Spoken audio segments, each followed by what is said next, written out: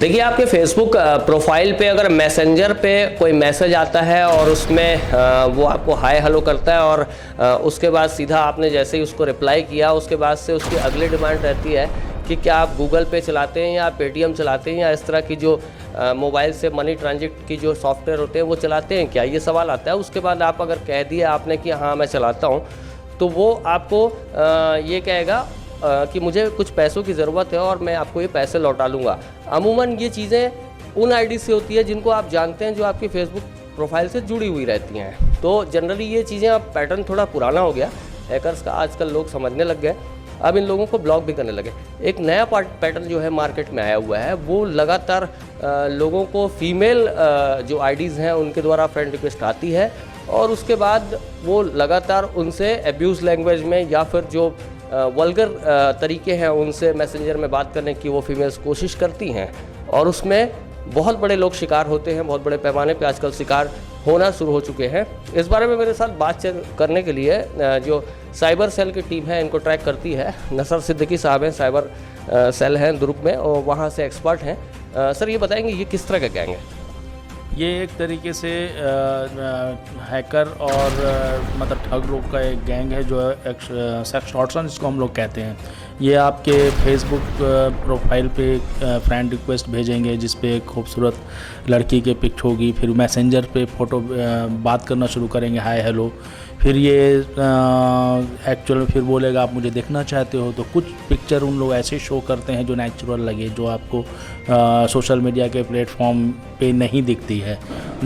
उसके बाद में ये धीरे धीरे दोस्ती बढ़ा करके फिर न्यूड चैट के लिए आमंत्रित करते हैं, उस पे ये फिर फंसते हुए चला जाता है। इसमें अमूमन ये देख लेना चाहिए लोगों को कि सबसे पहले कि प्रोफाइल में म्यूचुअल फ्रेंड का ऑप्शन आता है। जब आपको कोई फ्रेंड रिक्वेस्ट आता है तो म्यूचुअल फ्रेंड का ऑप्शन आता है। म्यूचुअल फ्रेंड पे आप देख लीजिए किसके दोस्त हैं किसके नहीं है। अबाउट दूसरा प्रोफाइल को भी चेक कर लेना चाहिए इस पर कि ये प्रोफाइल कब की बनी हुई है। इससे आपको अनुमान लग जाना चाहिए कि ये आपके साथ में धोखा होने की संभावना है, आपको अलर्ट रहना चाहिए इस पे। मेरे साथ में गौरव तिवारी साहब भी हैं। ये जो हैकिंग की दुनिया है ये बहुत बड़ी दुनिया है। इस पे जैसे जो पुलिस टीमें काम करती है इनको ट्रैक करने के लिए, उससे कहीं ना कहीं जो हैकर्स हैं वो नए एडवांस तरीक़ों की ओर बढ़ रहे हैं पब्लिक को परेशान करने के लिए या उनको ब्लैकमेल करने के लिए। सर ये जो हैकिंग का एक नेटवर्क देखने को मिला था जो जमतारा गाँव वगैरह से, वहाँ से जो पिक्चरें भी बनी थी और उसके बाद वहाँ का एक स्पेसिफिक गिरोह आइडेंटिफाई हुआ था। इस तरह के जो गैंग्स हैं जो काम कर रहे हैं, जो फीमेल्स के एक प्रोफाइल को आगे करते हुए इस तरह से जो ब्लैकमेल करने का एक तरह से जो सिलसिला चल पड़ा है वो किस तरह से होता है और उसको वो गैंग अगर इंडिया में कहीं ऑपरेट हो रहा है तो वो स्पेसिफिकली कहाँ से ऑपरेट होता है, ऐसा कुछ अगर आप लोगों की ट्रैकिंग में आया हो? ऐसी जो घटनाएं हैं जिसमें फेसबुक के माध्यम से आपके पास फ्रेंड रिक्वेस्ट आती है, लड़कियों की रिक्वेस्ट के बाद उसमें मैसेंजर में मैसेजिंग स्टार्ट हो जाता है और उसके बाद वो सेम डे ही वो कोशिश करते हैं कि आपके साथ न्यूड चैटिंग हो, जिसे हम लोग सेक्सटॉर्शन बोलते हैं।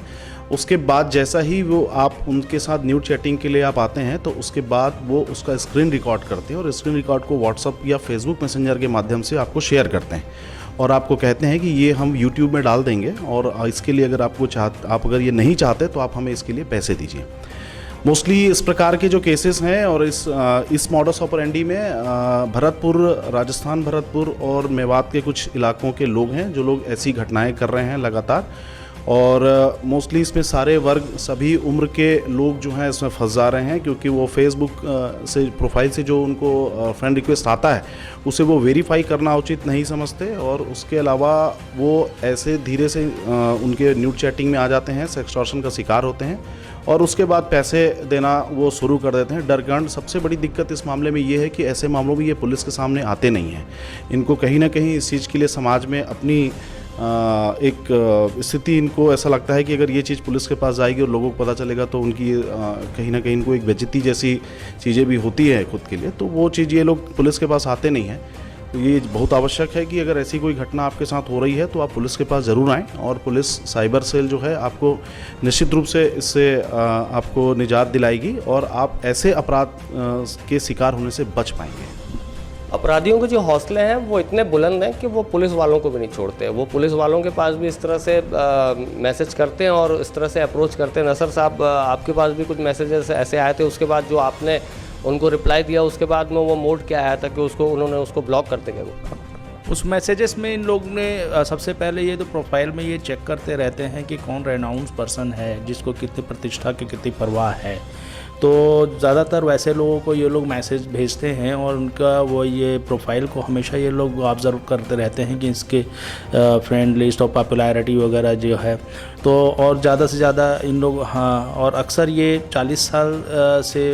ऊपर के लोग या 40 के आसपास के लोगों को जो प्रोफाइल में क्योंकि एज डाली जाती है तो उसके आधार पे 40 साल के लोगों को ही लोग अमूमन ऐसे मैसेजेस वगैरह भेजा करते हैं जिसमें से सामने वाले को ऐसा लगता है कि हाय हैंडसम और तुम तो अभी भी बहुत, जैसे मैं आपके साथ में सामने लगने लग जाता है कि 40 साल में भी यार मैं अच्छा हैंडसम दिखता हूँ, कुछ इस तरीके की बातें आती हैं, उनके चंगुल में फंसने लग जाता है। तो इस तरीके का इन लोगों ने उस तरीके से मैसेजेस आते हैं। जब आप उनके पास में सख्ती बरतें कि आपको हम असल ठिकाने पे पहुंचा देंगे तो तुरंत वो अनसेंड करने लग जाते हैं और आपको ब्लॉक भी कर देंगे। लेकिन इनको ट्रैकिंग का तरीका है हमारे पास में, साइबर सेल में हमारे पास में तकनीकी रूप से दक्ष हैं, हम इनको पकड़ते हैं और कई केस पकड़े भी गए हैं। तो इसलिए ऐसे अगर कोई चीज़ें चंगुल में फंसने के बजाय पुलिस के पास आकर के इसकी रिपोर्ट करें तो हम लोग उनकी मदद कर पाएंगे।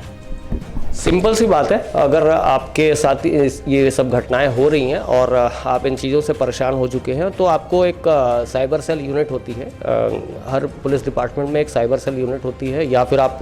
बड़े पुलिस अफसरों से भी संपर्क करके उन्हें आवेदन कर सकते हैं और इन चीज़ों से निजात के लिए एक एप्लीकेशन दे सकते हैं। गौरव सर, ये बताएंगे कि इसमें जो CRPC की धारा है और जो साइबर एक्ट की धारा है उसमें कितना बड़ा अपराध दर्ज होता है? जो इस तरह से जो ऑपरेंडी ये लोग चल रहे हैं, मोटर्स ऑपरेंडी चला रहे हैं, अगर इनके खिलाफ ये लोग आइडेंटिफाई होते हैं तो इनके ऊपर कितनी बड़ी प्रतिबंधात्मक कार्रवाई हो सकती है? इसमें IT एक्ट के तहत भी कार्रवाई होती है और 420 का केस तो बनता ही है, चूँकि फेसबुक में ये फेक प्रोफाइल बनाते हैं उसके लिए भी इसमें IT एक्ट के तहत भी कार्रवाई होती है।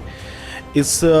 मामले में एक चीज़ ज़रूर बताना चाहूँगा कि इस मामले में जब भी कभी भी कोई भी बंदा इसमें फंस जाता है तो एक बात आप हमेशा ध्यान रखिए कि वो कभी भी आपको वॉइस कॉलिंग में कोई लड़की बात नहीं करती है। एक्चुअली उस प्रोफाइल के पीछे कोई लड़की होती ही नहीं, उसमें उन लड़कों के द्वारा फेक प्रोफाइल बनाए गए होते हैं। इसलिए कभी भी आपसे व्हाट्सएप पे या किसी भी नॉर्मल कॉलिंग में आपसे कोई लड़की बात नहीं करेगी। इसके अलावा आपके पास सर्वप्रथम व्हाट्सएप के माध्यम से वो लड़की बनकर कोई एक लड़का ही बात करेगा और उसके बाद एक यूट्यूबर बन के बात करेगा या तो फिर पुलिस अधिकारी बन करके आपको ब्लैकमेल करते हैं। तो ऐसे किसी भी झांसे में ना आए और बिल्कुल भी पैसे ना दें। वही सवाल नसर साहब, इसमें सज़ा का प्रावधान क्या है? जैसे IPC की धारा के तहत या जो साइबर एक्ट की धारा के तहत इसमें सज़ा का प्रावधान क्या है और जो ऐसा कृत्य कर रहे हैं उनको आपका संदेश क्या है? इसमें 3 साल से 7 साल तक की सज़ा हो सकती है। हम 384 पे भी इनके खिलाफ में कार्रवाई करते हैं और फेक जो प्रोफाइल बनाते हैं और उसके अपने आइडेंटिटी छिपा करके, तो इसमें IT एक्ट में भी प्रोविज़न है इसका। तो ये गैर ज़मानती धाराओं के अंतर्गत इस पर कार्रवाई होती है और ऐसे कोई पीड़ित है तो वो हमारे पास में जब इस तरह आए फंस जाता है या कोई चीज़ें उसने पैसा पेमेंट वगैरह कर दे तो पेमेंट का मोड देख ले किस पर उसने पेमेंट किया है। हम तो UPI वगैरह करते हैं, Paytm वगैरह करते हैं, तो ये तमाम जानकारी ले करके हमारे पास में आ जाए, हम लोग के पास ट्रैकिंग हम करते हैं और उसको असली ठिकाने तक उनको पहुंचा भी देंगे, मतलब सलाखों के पीछे इनको पहुंचा देंगे। तो इस तरह से जो टेक्नोलॉजी वाइड स्केल पे जाती जा रही है और टेक्नोलॉजी की कई चरण हैं और इसी टेक्नोलॉजी से जहां एक तरफ फ़ायदा मिलता है लोगों को और इसी टेक्नोलॉजी का गलत इस्तेमाल करते हुए जो इस तरह के गैंग्स हैं, जैसे पहले जो ATM से पैसा निकाल लेते थे वो भी गैंग काम करता था, मोबाइल पे आपसे पैसे मांगे जाते थे वो भी इस तरह के गैंग काम करते थे, आपकी फेक प्रोफाइल बनाकर और किसी मिसयूज़ को किया जाता था वो भी एक तरह का गैंग था। और ये नया एक ऑपरेंडी है जिस तरह से ये फीमेल्स को आगे करते हैं, फीमेल्स की IDs को आगे करते हैं और उसके बाद में आपसे न्यूड वीडियोज़ या न्यूड फ़ोटोज़ इस तरह से आपको पब्लिश करते हुए और आपसे एक मित्रता स्थापित करेंगे और उसके बाद आप अगर उनके वीडियो कॉल में अगर फंस जाते हैं तो आप ब्लैकमेलिंग का शिकार हो सकते हैं। तो सीधी बात है, आपको इन चीज़ों से घबराना नहीं है। पहले तो इन चीज़ों को अवॉइड करें, इन चीज़ों को ब्लॉक करें, इन चीज़ों को पर्याप्त जवाब दे दें और अगर उसके बाद भी अगर आपकी तकलीफ़ बढ़ती है या आप किसी तकलीफ़ में फंस चुके हैं तो डरिए नहीं, परेशान भी नहीं होइए। सीधा आपके पास में एक ऑप्शन है जो पुलिस के बड़े अधिकारियों से आप संपर्क कर सकते हैं और साइबर सेल उससे आप कम्युनिकेट करेंगे तो जाहिर तौर पर आपके आवेदन पर अपराध दर्ज होगा और जो भी व्यक्ति या जो भी गैंग इस तरह का जो ऑपरेटिव चला रहा है उसकी गिरफ्तारी होना तय है। नेशन फर्स्ट ABK न्यूज़ के लिए छत्तीसगढ़ के भिलाई से मैं हूं शशिकांत तिवारी।